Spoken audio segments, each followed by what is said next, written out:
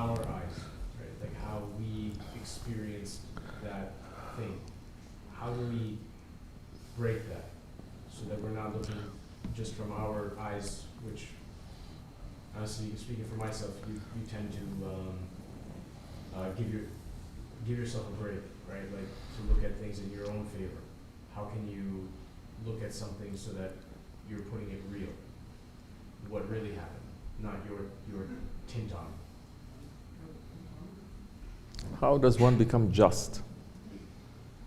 How do you become fair? How are you looking at the rights of everyone other than just your own rights, and how to protect your rights? This is when the sincerity of faith kicks in. This is when you become a sincere believer. The sincere believer does not look to himself first. The sincere believer looks to himself last. He puts to the rights of others first. The believer looks at the rights of Allah first. If you take accounting, meaning accounting of what? Of your deeds, of your actions, of your intentions, what you did today. What did I speak? How did I speak? Why was I angry? Why was I being arrogant? I managed to help this person. That is good, but what was my intention of doing it? Why did I talk too much? Why did I talk too little? Why was I being stubborn? This is taking account. Taking accounting is you sitting down, which is a practice in the Naqshbandi order, to do that at least.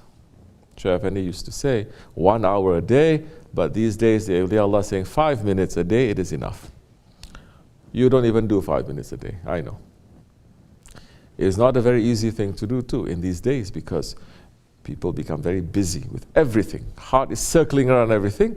You don't give the heart a break. You don't give the eyes a break. You don't give the ears, the nose, everything you don't give a break, especially living in certain situations, certain countries. 24 hours. Correct? If there is a situation where you give yourself a break, into what? Mostly into nature. There is a desert, you give yourself a break. In a desert, man is very, very unimportant. Correct? Or in the jungle, man is very unimportant. Or in the mountains, man is very unimportant. So when man runs into the creation of Allah, he will understand himself a little bit more. It'll be easier for him to take accounting. But when a man is surrounding in a kingdom that he makes of his own, then very difficult to run. Because everywhere that you are making this kingdom everywhere around you, it is pointing to yourself. It is pointing to you. I did this, I did this, I did this, I bought this. Look in your houses. Our little kingdoms. It's all a reflection of you. The kingdom of Allah, it is not a reflection of man. It is a reflection of that king, the King of Kings, of our Creator. So where do you want? What do you want to contemplate on? On yourself? But your kingdom is just your ego. The kingdom of Allah, it is not Allah's ego, astaghfirullah. It is Allah's greatness. Because He is great. We are not. We think we are great just because we have nice insulation, nice AC, nice heat, nice food, nice this, and we say this is our kingdom. Take away everything, how are we going to survive? We have more respect for people who are able to survive in extreme situations. And now, that time, we have more respect for them. And people living in those kinds of extreme situations or natural surroundings, very difficult to find them extremely arrogant. Because they say, we cannot control this, so many things, and we are more humble. We are more humble. The farmer is more humble. They say, I cannot. Down to earth.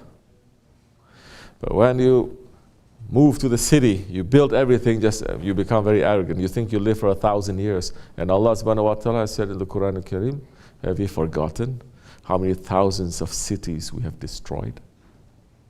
Correct?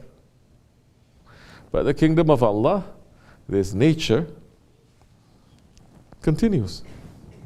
It continues. The owner will take care of it. Even if man puts all the weapons together to blow up this world, it will be very bad.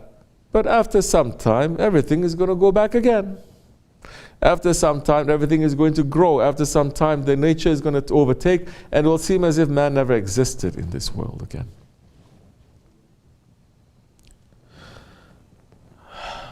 So, you take accounting, which is judgment. You're judging yourself. This is what they're going to do on Judgment Day. Judgment Day. Sit and do accounting as if it is Judgment Day. Not you, yourself, saying, I did this. But imagine if that charge is brought by an angel. You are accused of this. You're going to fight on Judgment Day? No. At the very least, you're going to say what? I admit. Astaghfirullah.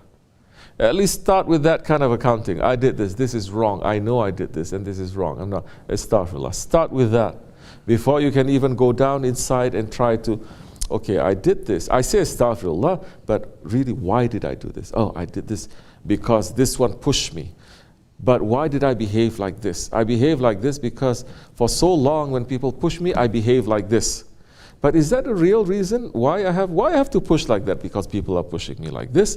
Where did it begin? How can I break out of it? Now, that's when you start tearing your ego's veils apart. You understand? Judgment. On Judgment Day, you cannot excuse yourself. Think of it that way. Think of it that way. Well, this is also something that I was going to say cultural. In the East, it's a little bit easier. In the West, but now everywhere it's very bad. It's very terrible. Because teaching different things when you're growing up. What do you teach them first? What is it? Now, in the Islamic way, first we have to teach them the love of Allah and the fear of Allah. Allah first. And the Prophet ﷺ. It is not loving themselves first. At that time you align yourself differently. But if you're going to teach the kid and say, no, he's too young for all of that. Wait until he's 16 years old. Wait until he's 25. Wait until he's 40 years old. Oh, it's too late already. It's too late. Like what they say, you know how bamboo, when they're growing, they're very straight and tall. And some bamboos, they're so thick and so hard, right? When it's tall and thick like that, try to bend it. You cannot. You cannot bend it. When are you going to bend it? When it's just coming out, when it's soft. You understand? Sometimes you see parents, they're not teaching their children. They teach everything, but they don't teach discipline. They don't teach manners. It is also a knowledge. Discipline is a knowledge. Manners is a knowledge. Kindness is a knowledge. But they teach everything else, but they don't teach these things. And these are heavenly teachings. No heavenly teachings came down. No prophet came to this world with the heavenly teachings of how to cheat and to lie and to get ahead in this world. None. How to be slick, how to take advantage of other people, how to be aggressive, how to bully in order to become the top. None. Every prophet came to teach people manners, to teach people knowledge, to teach people how to expand the heart, so that the heart, now, you have a heart, you have a heart, you have a heart, you have a heart. We all have more or less the same. So what hurts you is going to hurt me. What hurts me is going to hurt you. So if I hurt this person, it is as if I'm hurting myself. So that time, you start seeing things. You stop it seeing things from the eyes of your ego, which is declaring itself. One, only existing. And you start to see with the eyes of your heart. What I mean by the eyes of a heart? You put yourselves in other people's shoes. Even if that one is doing something bad to you, you're like, put yourself in his shoes. Try to understand. I wonder why he's doing like that. Not just to say, oh, it's a bad person. Wonder why. Oh, he's doing bad because he had a bad day. Because something happened. Because he was abused. Because he was this, because he was that. It's not it's not an excuse. Which we should be doing, because Prophet ﷺ is saying, make excuses for your brother. Why make excuses? Don't judge him, correct? Make excuses for your brother. Give him at least 70 excuses. So you put yourself in a situation and you say, well, if I were him, I would probably do the same. Because why? Because of this, because of this, because of this. Because we do that. When we do something, we have so many because of this, because of that. So once you put yourself into the person's shoes, you start seeing it through his eyes. Now your heart gets a little bit bigger. You think the heart cannot contain? Why do you think Holy Prophet ﷺ is able to contain all the hearts of his ummah? And the hearts of all the prophets? Because the heart is the throne of Allah. And he is the owner of the throne. No? He is the one who's sitting there. Allah is the creator. So,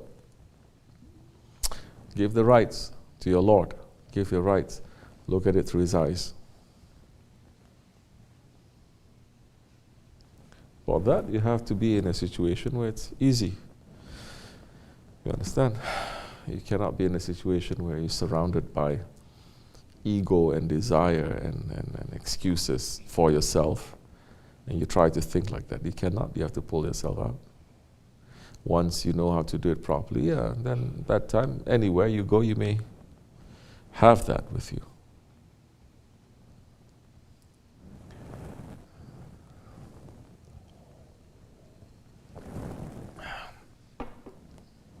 The first step is to say, I'm at fault.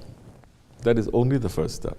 Because with that comes other tricks and traps of the ego. The ego will try to, when you say it's my fault. Then you have to go deeper. When you go deeper, the ego will try to attack from that level. You have to go deeper and deeper and deeper. And the deeper that you go, the more help is going to reach to you. The more help. And so many times, deeper that you go when your ego is just making you crazy, it comes to the point where it's not about thinking so hard. It's not about being so smart. It's not about coming up with good reasons or excuses. It's all about, I'm wrong, you are right. Help me. Isn't it? That, can you do that? Can you admit that you are wrong? Can you? Can you say, this is it, I don't know anything else. Okay, I give up. I'm asking for your help. Because the ego is very tricky.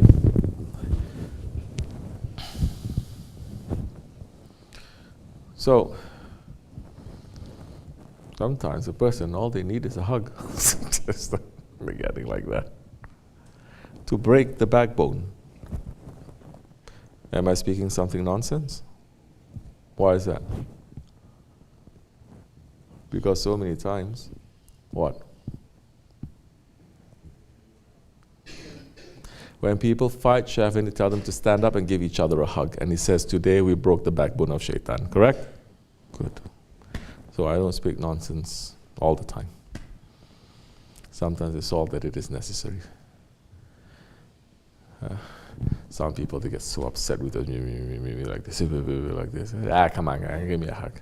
But they don't want to come in front of us. Because with that, shaitan's backbone will be broken. Because they're being a child. If just that, it'll be okay, because something is going to melt. But they don't want us to do that.